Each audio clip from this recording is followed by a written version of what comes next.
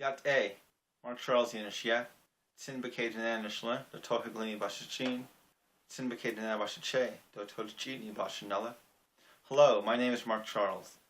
My mother is American of Dutch heritage and my father is Navajo.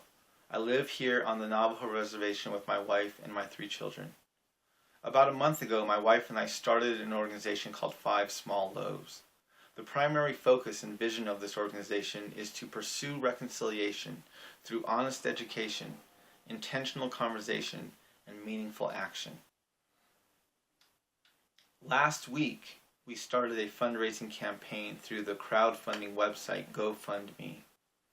One of the reasons we chose crowdfunding as a method or a model for fundraising is because we actually see this example of Jesus fundraising in this way in the Gospels. In fact, from the same story that we get the name of our organization, 5 Small Loaves. When Jesus was preaching on the side of the mountain, on the hillside, his disciples came to him and said, "It's late, we're in a lonely place, the people are hungry, and there's nothing to feed them. You need to send them away." But Jesus looked at his disciples and said, "You feed them." They pulled out their wallets and said, "That would take 8 months of a man's wages, between $15,000 and $20,000. Are we supposed to take that money and go spend it on bread?" "Well, what do you have?" Jesus asked. "Go and see." So they went out into the crowd. They asked people what they had available, what were they willing to give. And a young boy came forward who had 5 small loaves and 2 little fish. And he offered it to the disciples, and they brought it back to Jesus and said, "Look, we don't have enough." But Jesus took that gift, gave thanks for it, and then broke it up and started passing it out. This is an incredible model of crowdfunding.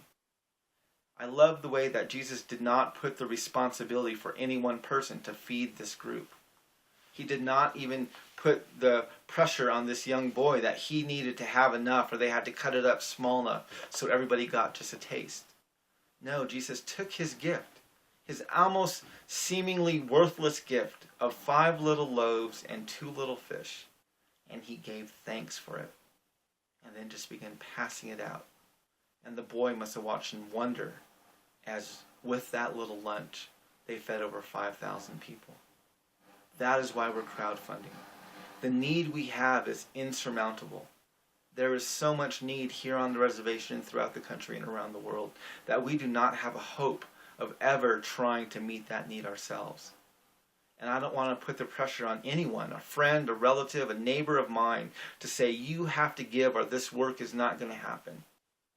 No, I want to invite people. I want to do crowdfunding and say, this is what we're doing.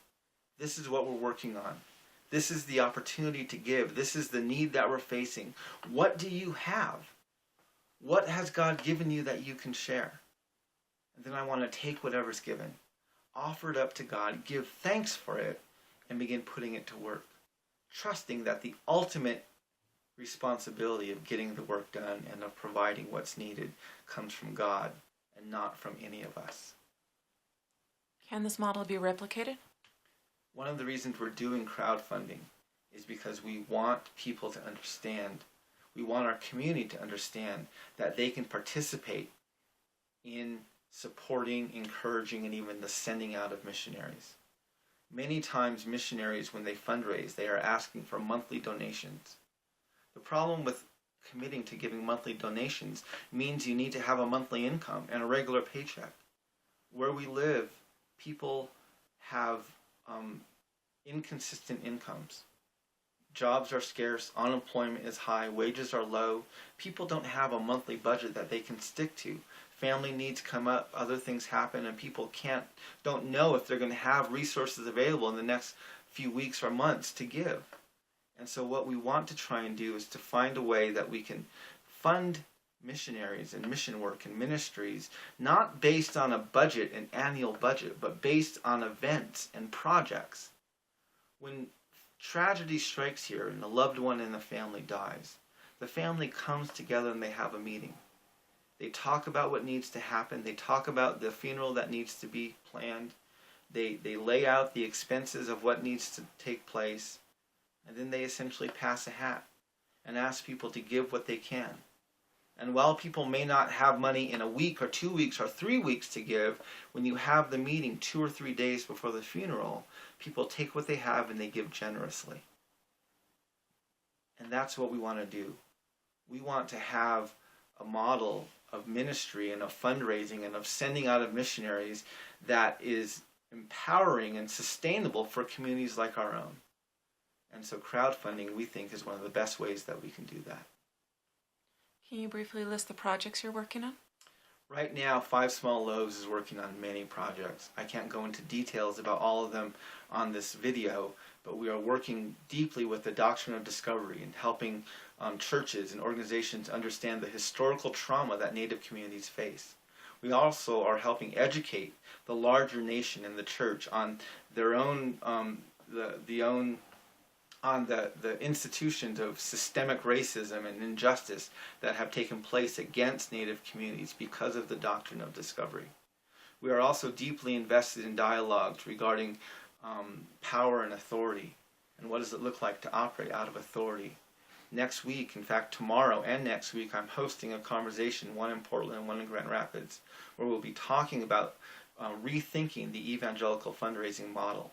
And how can we find sustainable fundraising models that will work for people coming out of impoverished communities or people from indigenous communities like our own.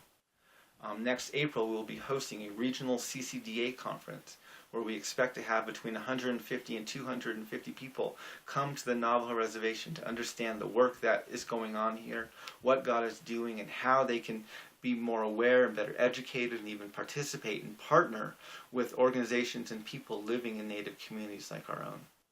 We have many fun projects we're working on. We're also helping to plan the next Would Jesus Eat Fry Bread conference, which will be hosted on the Ojibwe Reservation up in Minnesota in November. And there are many projects on our horizon that we're working on and investing our time and our energies and our resources in. And lastly, what do you plan to do with 10% of the givings? One of the things that we see, even when you take the 5 small loaves, earlier in the scriptures, Jesus was in the desert, in the wilderness, being tempted by Satan. And Satan came to him and said, "Turn those rocks into bread." And Jesus said, "Man doesn't live by bread alone."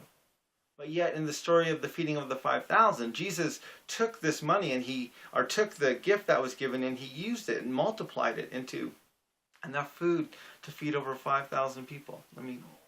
To feed over 5,000 people.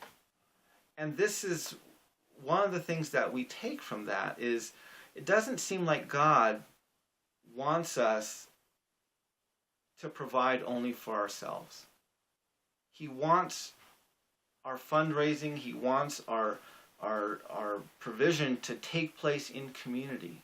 So while Jesus, it would have been wrong for him to turn our stones into bread to feed himself, it was expected that he would take this young boy's 5 small loaves and use it to feed the people who were in need around him. And so we want to have that understanding even in our own fundraising. So rather than fundraising only for ourselves and only for the work and ministries of 5 small loaves, we want to take 10% of everything that's given and give it to other Native ministries, to other local ministries, to other churches that are having trouble fundraising for themselves, and give that money to empower them to do the work that they feel called to do. So there are many friends and partners that we're aware of. In fact, there's 2 young men who are beginning work next year in the fall with InterVarsity at the campus on Fort Lewis in Durango, Colorado, and they are in the process of fundraising to support their work and to pay for their ministry. And so we want to take 10% of the gifts that are given in the next week and give that money to them to empower them and encourage them in their own fundraising. Thank you for watching this short video about the work and ministry of 5 Small Loaves. I don't know how well this crowdfunding model is going to work, but we are doing everything we can to find a model that's sustainable for ourselves as well as for our friends and neighbors and those around us who want to be a part of taking the gospel to the ends of the earth. I ask you to look at what God's given you and to hear and research the ministries and the work and the projects that we're doing through 5 Small Loaves. And I invite you to give any amount that you can to help us in this work. You are not responsible for us to pay for everything that needs to happen. You are not even responsible to sustain this work in the months and years to come.